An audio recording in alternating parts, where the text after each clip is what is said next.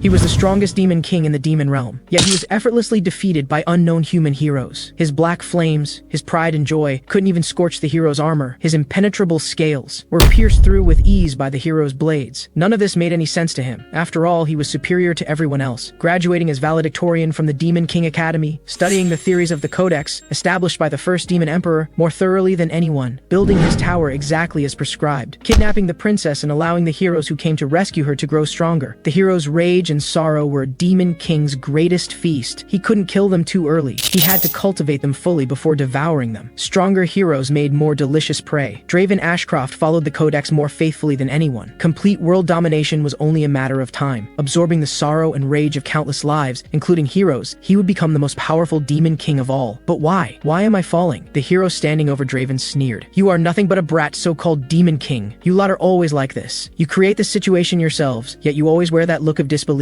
It's utterly baffling. You always kidnap the most famous princesses, sending us a signal that basically says, the demon king has started moving, come stop me. He grabbed Draven's hair and mocked him. Isn't that what only a fool would do? If it were me, I'd just go kill the king. That's how you throw a kingdom into chaos. But Draven hadn't done that. Why? Because kidnapping the king would just make humans fight each other. Their rage wouldn't target him, and a demon king feeds on that rage to grow. And most importantly, that would violate the Codex. The hero continued his mockery. Not only that, if we don't come to your tower, you send just the right monsters to our villages to train us with such dedication. We're ever so grateful. And what about inside the tower? That's even better. The first floor is full of weak monsters. Everyone can train at their own level. It's the perfect place to build strength. Draven felt immense regret. The Codex's rules had forced him to spare the heroes until they reached their peak, all to maximize the energy he could collect. The hero kicked Draven to the ground. He laughed loudly. When we get bored of the tower, we just kill the demon king like this, because a new demon king in tower will appear. It's basically a hunting ground prepared just for us heroes, right lads? Laughter erupted from the crowd. We should thank you, demon king. Thanks to you, we've grown this strong. You're not a demon king, you're our godfather. Thanks for providing the best hunting ground. Draven was furious. My tower became these bastards' hunting ground. The hero continued. Though you were pretty strong, many heroes died this time. Thanks to you, we've become famous. Well then, farewell. Draven's rage peaked. How dare they insult me like this? What even is the Codex? I can't die so pathetically. I'm a demon king. The next second, Draven's head was severed. The price for insulting me. I'll make you pay with your lives. Draven's body exploded with blinding energy. The power of death swept across the entire area. The heroes were instantly consumed by death. In his dying moment, Draven finally understood. The Codex was wrong. If he had known the heroes were using the Codex to toy with demon kings, he never would have followed it. If only he could have one more chance. Gradually, Draven lost consciousness. Draven opens his eyes again and finds himself 15 years in the past, at the Demon King Academy's graduation ceremony. Now it's time for Draven, the valedictorian, to take the stage as the representative, to recite the Codex for the graduates who will become new demon kings. Draven stares at the Codex's contents. He's sick of it. He can recite it down to every punctuation mark. This was the principle he devoted his entire life to following, and the garbage that pushed him to death and turned him into the hero's plaything. The thought that he must read this now, must swear before everyone to follow it again. Draven clenches his teeth and roars. I cannot make such a foolish oath. Following the Codex is an act of pure stupidity. The Codex is garbage. Draven's shout echoes through the hall. These words shock everyone present. The moment the Academy's greatest valedictorian in history becomes an absolute freak. Grand Duke Alaric Bloodmane rages. You dare insult the Codex? For that alone, I could execute you on the spot. However, considering your exemplary conduct and exceptional talent, I'll give you one final chance. Retract your reckless statement immediately and apologize to all demonkind. If you refuse, your assignment will be the Frigid Wastes. The Frigid Wastes is an extremely dangerous land connected to a fallen dimension. Alaric continues. You should know about the Frigid Wastes, a treacherous land where countless demon kings have perished. But Draven calmly replies, send me there. I'll prove that so-called Codex is nothing but garbage. Alaric fumes. It seems there's no room for leniency with you. I hereby command you to depart for the Frigid Wastes immediately. All privileges you enjoyed as valedictorian will be stripped. No demons will accompany you, and you're forbidden from returning to the demon realm until you complete the conquest. Back here again. The Frigid Wastes. In his past life, Draven chose this place himself because he believed only the worst difficulty was worthy of the strongest challenger. But that arrogance got him killed by heroes. Countless heroes are exploiting the Codex against demon kings. I won't be fooled a second time. This time, I'll use the Codex to strike back. Time rewinds to before Draven takes the stage. The Demon King Academy trains demon kings, while the Demon Vassal Academy trains demons who serve them. Demon realm law dictates that the top vassal must serve the top demon king, and Gordon Vale, the top student at the Demon Vassal Academy, was ecstatic. Serving Lord Draven, this is incredible. The great Demon Dragon Clan, a once in 10,000 years genius whose name will echo through demon realm history. What a blessing to graduate in the same class as him. With him, we can conquer any dimension. I'll carve my name into demon realm history too. But then he heard Draven's blasphemous declaration. The Codex is garbage. These words shattered Gordon's worldview. Why? Why would he say that? Due to demon realm regulations, Gordon is also transported to the frigid frigid wastes. When Draven sees him, he says, "Didn't he say no demons would follow me? Looks like they'll still provide the bare minimum assistance." Draven extends his hand. "Nice to meet you, Gordon." Gordon frantically pulls at his hair and screams, "Why did you say that about the Codex? Even if you had complaints, why did it have to be at that moment? And of all places, the frigid wastes. Now I'm dead too," Draven thinks to himself. So this is Gordon's real personality. When we first met before my rebirth, he was quite bold. Back then, he said the frigid wastes was the true challenge. When circumstances differ, people change too. If I tell him about my rebirth, I might be seen as completely insane. After a moment, Gordon gradually calms down. "I apologize for losing my composure. Now that we're here, I'll fulfill my duties. The Codex's first rule, a demon king must build a tower that is accessible to heroes. It cannot be placed in overly treacherous terrain or concealed. This place is harsh and surrounded by mountains. Humans will have difficulty finding or approaching it. We can't build a tower here. Let's move." But Draven says he'll build the tower right here. Draven plants the tower seed in the ground. Fed with Demon King blood, it will create a demon tower. Gordon panics. This completely violates the Codex. "Have you abandoned even a demon king's dignity?" Draven senses Gordon's disgust. He understands. Deep-rooted beliefs aren't easily denied. Unless you experience death or something equally profound. Because I was once the same. Draven lets his blood drip and says, "Gordon, listen carefully. The Codex truly is garbage, especially here in the frigid wastes. Because there are many heroes in the frigid wastes. Disgustingly many. A massive magic circle appears. The tower rises from the ground. After towers were repeatedly destroyed by countless heroes,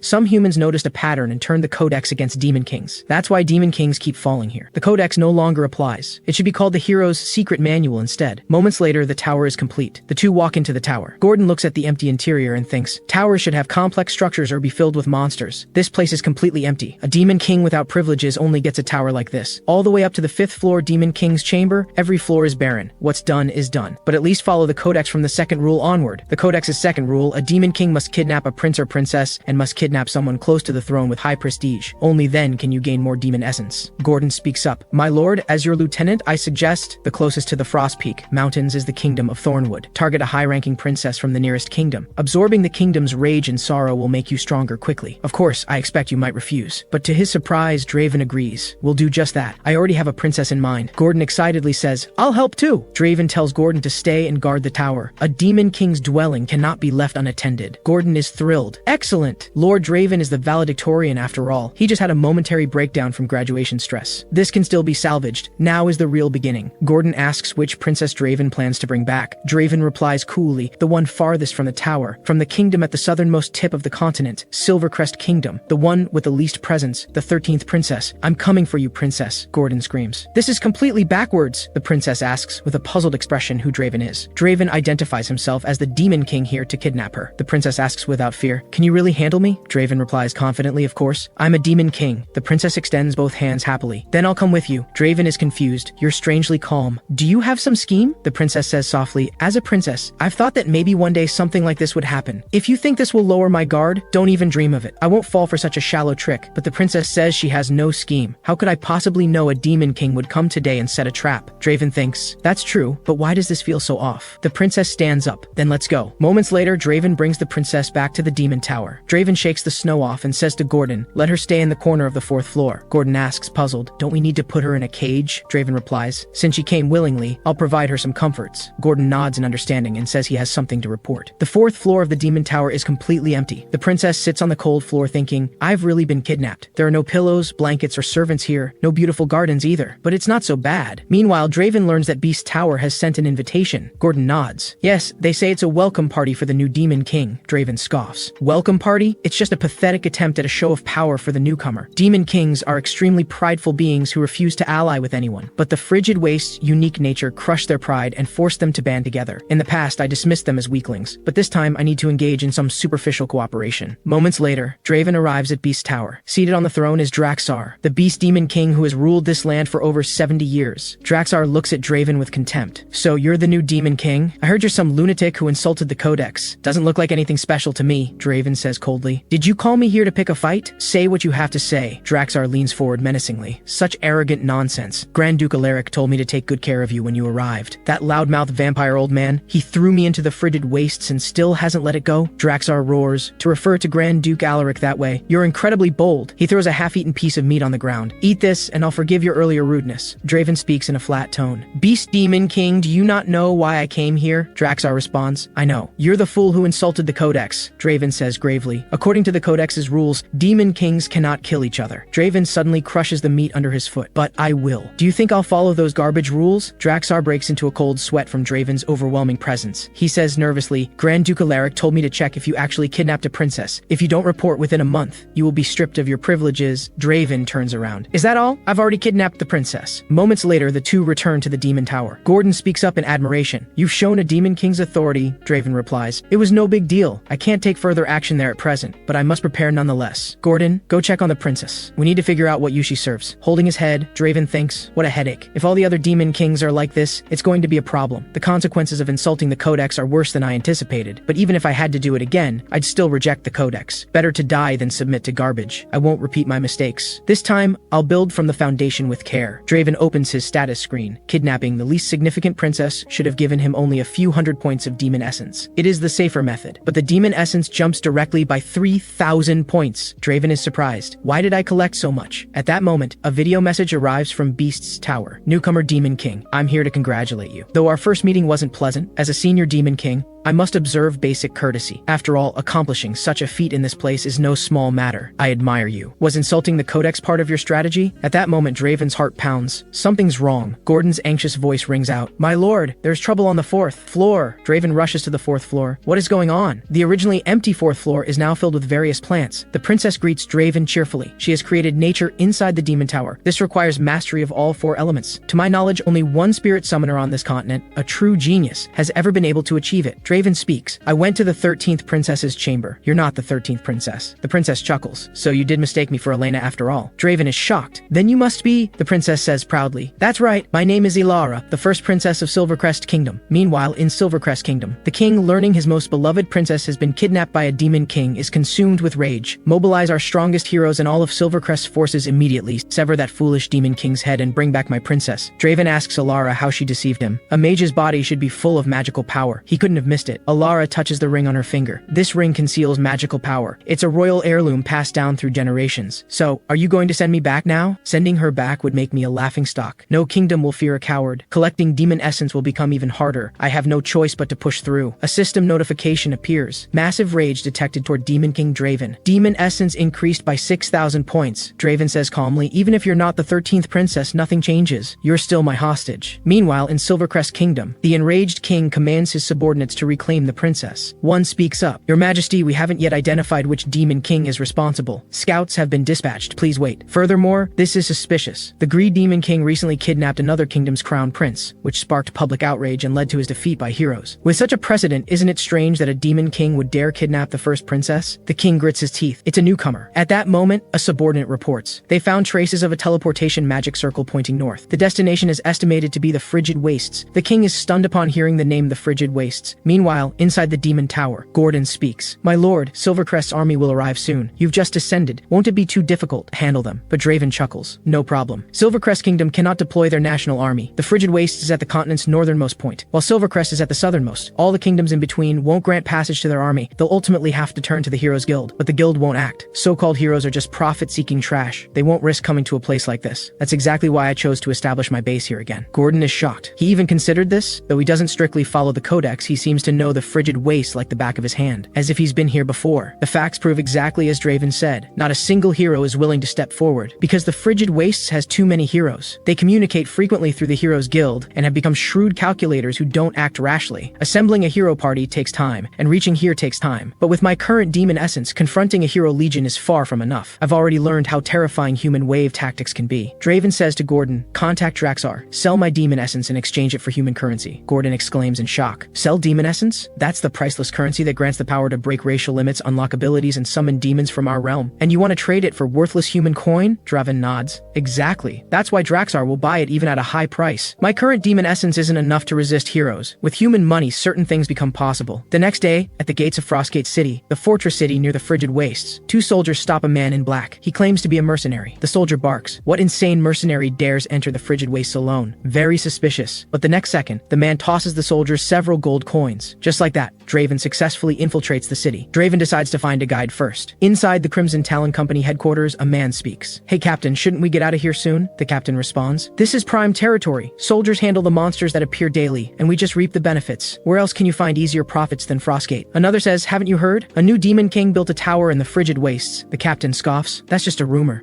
You don't understand Demon Kings. They build towers where heroes can easily find them. I also heard he kidnapped Silvercrest's first princess. When have you ever seen a Demon King run to the edge of the continent to kidnap a princess? Then how do you explain the Heroes Guild rejecting even massive bounties after learning the destination? They're putting on a show. What is the first princess to Silvercrest Kingdom? The noble heir. The kingdom will keep hiring them even if it costs a fortune. They're just driving up the price. Heroes are greedy. You all know that." The others nod, seeing the sense in it. At that moment, a cold voice comes from behind the captain. "So things developed exactly like this?" The captain tumbles backwards in fright. Draven says with interest, "Your information network seems quite informed. Leave one person. Everyone else get out." The mercenaries immediately grab their weapons and charge at Draven aggressively. In the next instant, they are all subdued. The attacking mercenaries are all taken down with a single strike. Then a fat man swings a hammer at Draven. The strike lands solidly, but Draven blocks the hammer with just one hand. Then Draven sends the fat man flying with a single palm strike. The captain is terrified. This guy's a monster. Hearing the sounds of fighting inside, the people around are used to it. Those mercenaries are fighting again. Moments later, all the mercenaries are dealt with. Draven leans in, his voice low and ominous. "Answer truthfully, and you live." The captain kowtows frantically. "Yes, anything. Ask me anything. Just please spare me." Draven has the captain take him to find the slave market. After browsing for a while, Draven asks, "Only human slaves?" He tosses the captain a bag of gold coins. "There should be rarer slaves, right?" The captain grins widely. "Of course, I'll arrange it immediately." Draven thinks as he watches him. He can smile like that even after watching his men get beaten. Greedy humans and essence-hungry demons aren't so different. Draven's purpose in having Gordon exchange for human currency was to buy slaves. Purchasing non-humans imprisoned by humans, elves, who claim to be incorruptible and righteous, would be more suitable, using such elves as spies to disrupt the heroes. Meanwhile, in Silvercrest Kingdom, the king summons the hero Cyrus. "Hero of Silvercrest, I knew you would come." Cyrus says solemnly, of course. "I, Cyrus, will rescue the first princess and bring back the Demon King's head, in the name of justice." Draven uses demon essence to unlock the elf's collar. A noble elf reduced to a miserable slave. "I'll give you an opportunity, a chance for revenge against humans." Tempting, the elf replies, his voice grave. "But demons have forked tongues, no better than human liars." Draven says he's different. "Serve me loyally for 50 years, and I guarantee your safety and freedom afterward." 50 years isn't long for an elf, is it? Better than continuing to suffer human humiliation, don't you think? The elf responds, "You are a demon who seeks to destroy the world tree we elves serve, and the world it sustains. How can I trust such a being? And besides, a demon reaching out to cooperate with an elf is strange in itself." Draven thinks, "That's true." Then Draven chuckles. "Then how about this? I swear by the Great Codex that I will never touch the world tree,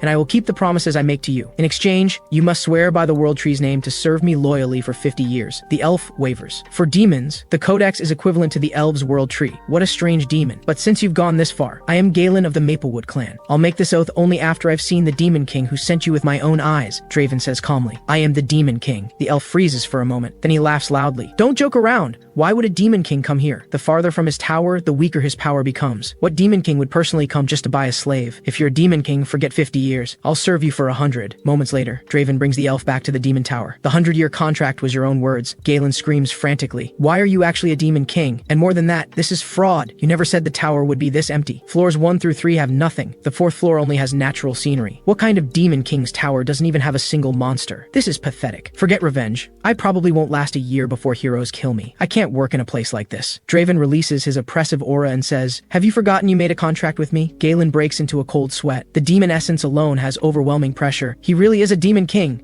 Though the tower is shabby, the monsters of the frigid wastes don't attack us. They clearly don't dare provoke a Demon King. After all, he is the Demon King. Perhaps I really can succeed in my revenge. With this thought, Galen kneels on one knee and declares, "I swear by the great world tree that from this moment forward, I will serve you for 100 years. After speaking, Galen thinks to himself, "Since the Demon King has personally come, there must be an important mission for me. I will be part of that evil plan and take revenge on humanity." But then, Draven tells him to go make some food first. Galen is stunned. He can't understand.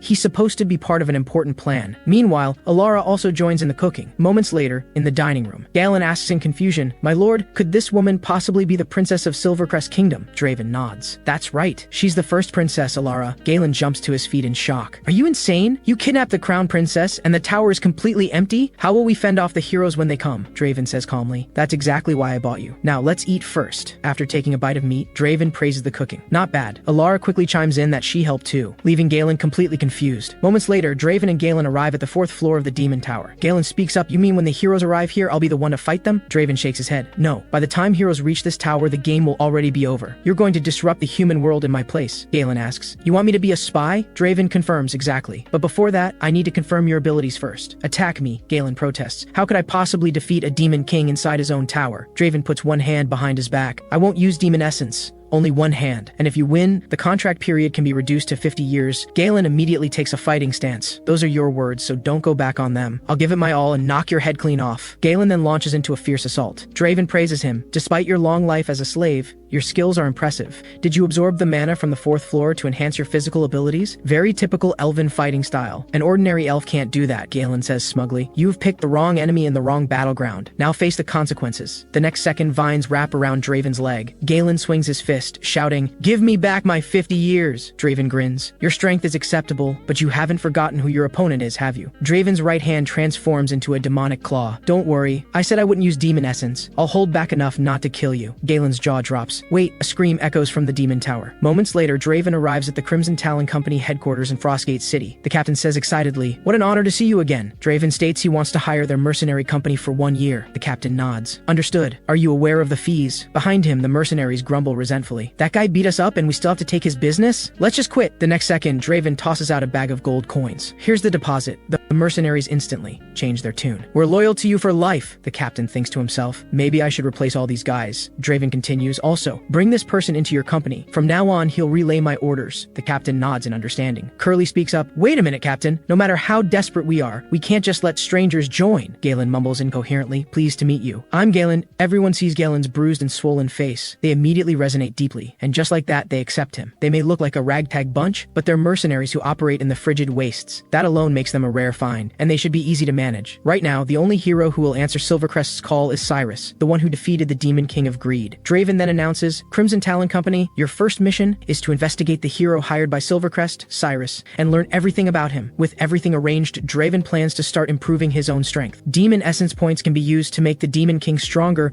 but Draven has already sold all his Demon Essence points. Right now, there's only one way for him to become stronger immediately. Spirit Herbs, mana crystals that sprout by absorbing natural mana. Consuming them grants immense power. Due to harsh mana storms and powerful monsters, the frigid wastes are nearly inaccessible to humans. Spirit Herbs absorb natural mana over long ages, their essence becoming purer, making the frigid wastes a true treasure trove. To a demon, Spirit Herbs are no substitute for Demon Essence, but they're better than nothing. With this in mind, Draven tells Gordon he's going to search for some. Gordon responds, my lord, going without preparation is too reckless. It's like finding a needle in a haystack. Monsters are no different from wild beasts. Even you, my lord. If you show an opening, they'll pounce. Draven muses, I'm not worried about monsters, I'll just eliminate them. But as you said, Spirit Herbs are indeed hard to find. Gordon agrees, yes, unless we had a detector with mana sensing abilities. Just then, there's a knock at the door. Alara pokes her head in and asks softly, are you busy? Seeing her, Draven suddenly realizes. Moments later, Draven heads out with Alara. Alara is very happy. I'm so excited. I was incredibly bored. You can't go back on your word now. You promised I could decorate the 4th floor however I want, Draven says flatly. As long as you can find Spirit Herbs, do whatever you want, though she's already decorated it on her own. Just how much more does she plan to change? No, wait, the very idea of wanting to decorate a demon tower is absurd. Alara thinks to herself, I didn't expect to actually get out of the tower. Good thing I came up to check, just in case. Draven scoops Alara up in his arms. Hold on tight, Alara says nervously. Okay, I'm prepared. With a scream from Alara, Draven shoots skyward, carrying her thousands of meters into the air in an instant. Alara cautiously opens one eye, then opens both eyes wide. It was too dark the day she was kidnapped to notice how vast the world truly is. She recalls her former life, just the same routine day after day. Magic training, studying statecraft. She thought she'd live like that until she died. Alara says excitedly, my lord, do you know? I'm probably the first person to soar above the frigid wastes? Draven responds, not interested. Princess, what you should be doing is... Alara interrupts. Please call me Alara. We're going to be spending time together anyway. Isn't that better? Draven grabs Alara's arm, thinking to himself, have I been too lenient with her? Has she gone mad? He says coldly, you seem to always forget your situation. Do you want to move to the dungeon? Use your spirits and find me some Spirit Herbs. Alara says pitifully, I'm sorry. Draven picks Alara up again. The spirits in Alara's embrace float away into the distance. In such a vast area, they probably won't find anything quickly, but as embodiments of mana, spirits will search faster than Gordon or himself. However, after just 2.5 seconds, Alara tells Draven they found one, but there's a group of orcs guarding the Spirit Herb. Draven calls out to the orcs, monsters are descendants of demons who turned away from the demon realm. If you still have any demonic pride left in your hearts, obey the Demon King's command. Leave the Spirit Herb and go quietly. The monsters merely roar back in defiance. A demon? Shut up. We don't like your face. We're gonna kill you. Draven says angrily. Gordon was right. I was foolish to have any expectations of wild beasts. Might as well burn you all. The monsters roar and charge at Draven. The black flames in Draven's hand shoot forth. A massive flame dragon instantly engulfs the monsters. A few clever monsters rush toward Alara, but the flame dragon easily melts them. Alara stares in awe. I'd heard that a horde of these orcs could overwhelm and devour an ogre. Yet against you, they can't even get close. This is the power of a demon king. Moments later, all the orcs are eliminated by Draven. Alara's eyes light up as she looks at the spirit herb. The mana purity is incredibly high. This is an ice attribute spirit herb, Hyacinth, Draven says. Don't even think about it. Alara nods dejectedly. Draven picks up the Hyacinth. If we find more, I'll give you one. Alara says happily. Really? I'll search hard. However, even after Alara is exhausted, they can't find a second spirit herb. Moments later, inside the demon tower, Draven looks at the Hyacinth in his hand, thinking, the first princess of Silvercrest Kingdom? At first I thought it was just a mistake, but it seems she might actually be quite useful. Just then Gordon speaks up. My lord, we have word from Galen. 32 heroes, led by the hero Cyrus, have departed from the Silvercrest capital and are advancing toward the frigid wastes. It's expected they'll follow the typical hero behavior pattern of forming parties in villages, completing quests, and growing stronger. Their combat power will likely continue to increase. We've prepared several strategies for dealing with the heroes. Please review them at your leisure, my lord. Without even looking, Draven rejects them all. This time I won't send monsters to harass the heroes, nor will I interfere. Clumsy interference will only make the heroes stronger. Tell Galen to join the hero party with the Mercenary company and assist the heroes to build trust,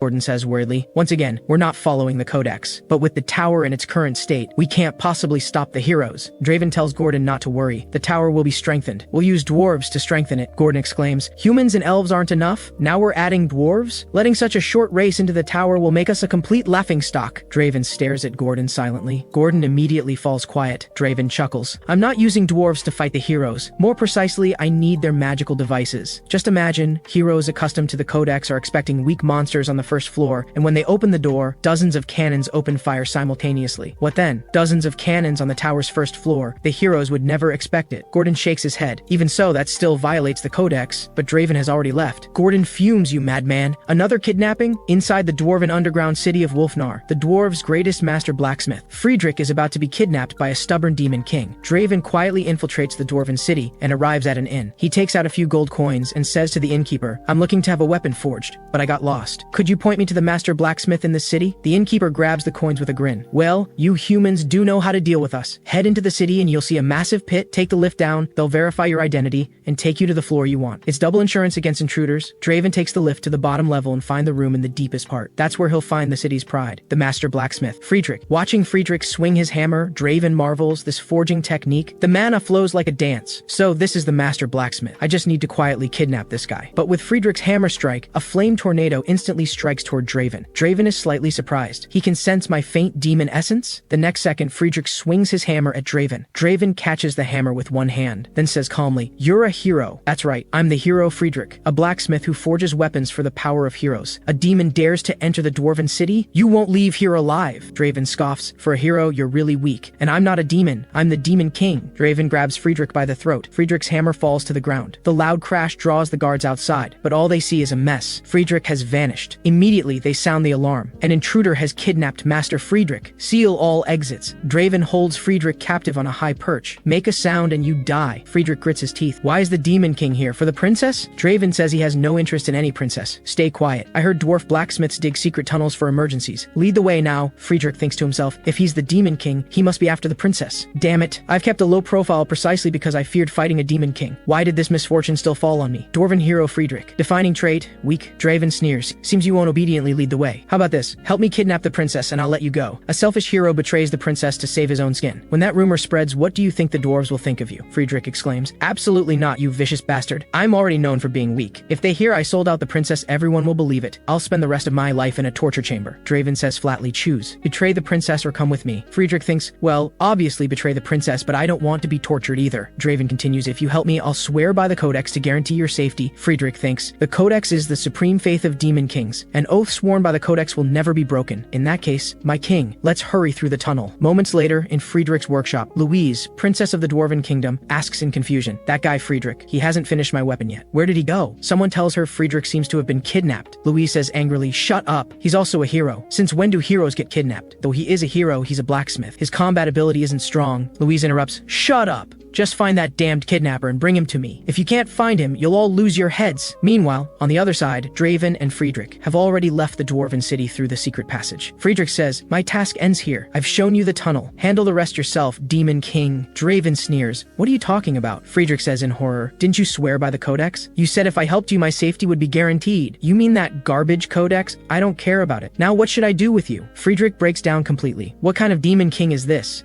I should have just chosen to betray the princess. Friedrich immediately drops to his knees, kowtowing and begging. I'm very useful. No one can match me in forging. I can make you any weapon. Draven asks. A hero voluntarily helping me, a Demon King? Friedrich says firmly. What's wrong with that? Please, use me as you wish. I can even get you intelligence on the dwarven city. Draven muses. You can swear loyalty to this extent? Very well, I'll spare your life. Friedrich eagerly exclaims. Thank you and your entire lineage. Long live the great Demon King. Friedrich thinks to himself. Fool of a Demon King. You think I'll actually obey? Spy? I'll play along. Until I'm free. Then you're dead. I'll immediately form a pursuit team. You'll regret letting me go for the rest of your life. Just wait, you Demon King bastard. When Friedrich opens his eyes again, he's completely dumbfounded. Because Draven has already brought him to the 4th floor of the Demon Tower. Gordon freaks out. My lord, how did you actually bring back a dwarf? No, a hero. What are we going to do? At this moment, Galen pops up in a window saying he has something to report. Draven says he'll deal with it later. Alara leans in and asks, a hero here to rescue me? But seeing Friedrich's appearance, she shakes her head. Guess not. Friedrich asks Draven why he's here. You clearly said you'd let me go. Why am I here? Draven says he never said that. I said I'd spare your life. I knocked you out and brought you here. After all, who knows what you would have done along the way? Isn't that obvious? Friedrich laughs maniacally. Becoming my subordinate makes you this happy? Friedrich says, breaking down. Of course I'm thrilled. Draven sneers. Good attitude. I have a task for you.